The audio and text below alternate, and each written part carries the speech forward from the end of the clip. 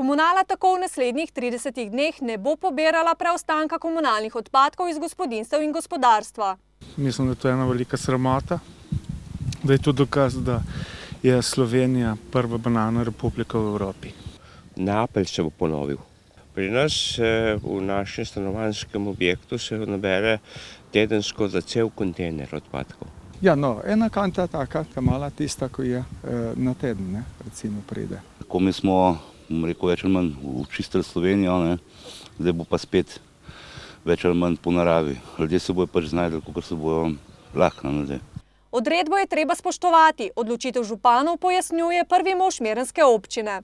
Ker ne želimo, da bi direktor javnega podjetja Komunala plačeval kazni in ker mislimo, da se bo v doglednem času situacija rešila, pač smo se tako odločili, kot smo se.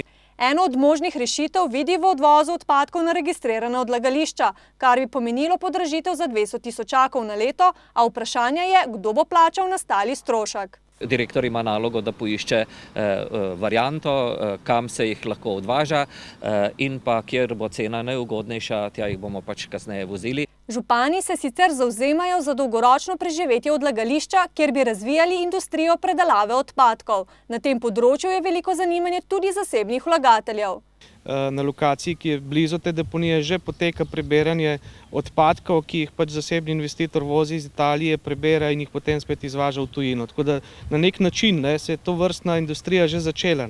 Lokacija globokega pa bi lahko ponudila še več teh možnosti.